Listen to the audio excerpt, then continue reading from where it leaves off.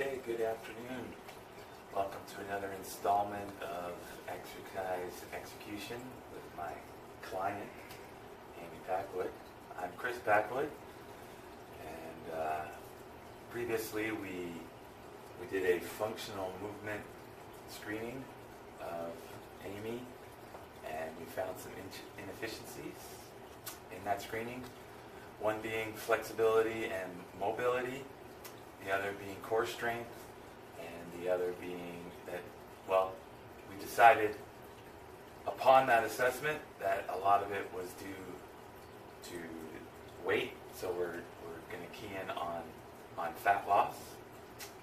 So these exercises that we're about ready to take care of are going to address those inefficiencies. One being the calf raise, second one will be the deadlift, and third will be the back squat. Before we get started, she did about a 15-minute stretch before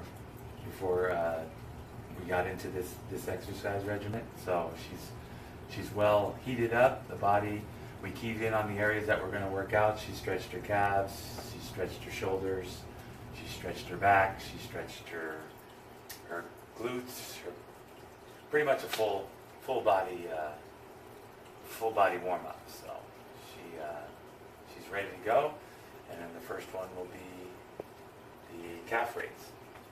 Okay, first exercise that we're going to attempt to do here is the calf raise. Okay, simply just need a piece of wood, 2 dumbbells, and my client. So what we're going to do here is we're going to attempt to do 10 reps. 2 of those are going to be kind of demonstration reps, and then she's just going to get into a full workout and see if she can accomplish 8 of them in an efficient manner, in the way that it's designed to do to work the muscles that are involved. And the muscles that are involved are simply just the calves and the glutes, but the major muscle is pretty much the calves. Okay, so simply she's just going to walk up, grab the dumbbells, bending at the knees, right? Not straining the back, okay? She's just going to walk up to the plank, put her toes up on the wood, make sure the heels touch the back, make sure her toes don't hit the concrete there so she doesn't have any hang-ups. She's just going to relax her, and get a neutral spine, relax her head, and make sure her head is forward, her eyes are straight. And what she's going to do is she's going to take a breath in as she does the most strenuous part, and exhale on the way down. So what we're going to do, the first one, go ahead. So she inhales and steps up. See, the toes were on the concrete. So get comfortable. So there, fully extend and then release. So you want to kind of hold it at the top just for a split second before you release down, and you want to exhale on that downstroke. So one more. And then down. See, that was flawless. So now that she knows that she's got it down the way that it's supposed to be done, let's see if she can just work out, do 8 of them with good form. So go ahead, Amy.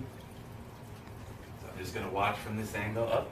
Probably extended too high, so we don't want to go that high, so we won't count that one.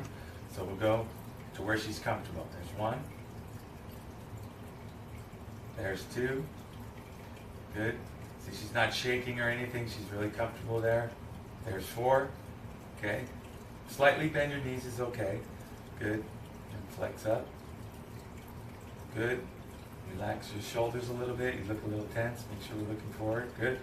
Go ahead and lift up. Good. Make sure we're breathing right. Okay. Take that deep breath and then exhale. Good. That's 7, right? 1 more. And 8. Perfect. And Amy has demonstrated that they calf raise flawlessly there for 8 reps. Thank you. Okay, welcome to the deadlift. For this particular exercise, you need a dumbbell for the client.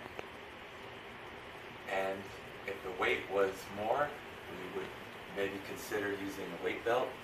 But for this particular weight, it's only about maybe 20, 22 pounds, 25 pounds maybe at the most. 2 10-pound weights. in a bar.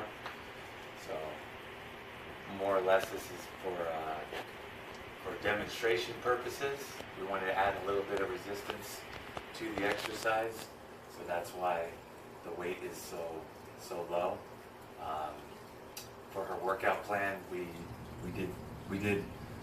would increase the weight and find out her for her her RM, and we would find that by maxing out, but we're not doing that right now. All we're worrying about is the execution of it. So for the deadlift, working out, it's almost, you're only working out the lower extremities. The major muscles are the glutes, the hamstrings, and quads. Okay, we do get a little bit upper body, but the majority of the workout is on those three major muscle groups. So for this particular one, she just wants to step up, okay, and she wants to have her feet and her heels flat on the ground at all times. Okay, we want to bend slightly at the knees. Okay, we want it shoulder width apart, as you can see. Her feet are slightly bent. Okay, she's going to bend down, grab with the pronated grip. As you can see, the thumbs are behind the bar there, knuckles are forward. Okay, she's simply going to just lift and fully extend. Okay, so as you noticed, her head was kind of down on that first one, so we're going to kind of correct that movement as she goes. So like we did previously with the calf raise, we're going to get her perfect form, and then we're going to see her do 8 flawless ones, and then we'll go from there. So from there, you just want to slowly bend at the hips and at the knees, slowly drop it down with the head up. Okay, and that would be 1. Okay, so then drop it down slowly. So hold it there, Amy. Just drop it down real quick. Okay, so now the breathing part of this is the breathing needs to, remember, we breathe on the inhale, and then the less strenuous we exhale. So she would take a deep breath as she's lifting. Okay, so we breathe in through the nose. Go ahead. Good. Okay, so her head was slightly down a little bit, so we still want that neck up. We want our eyes kind of slightly looking up towards the ceiling. So drop it down one more time. See if we can't get a flawless one. Good. And there you go. So now we'll start the workout. We'll see if she can do 7 of these flawlessly.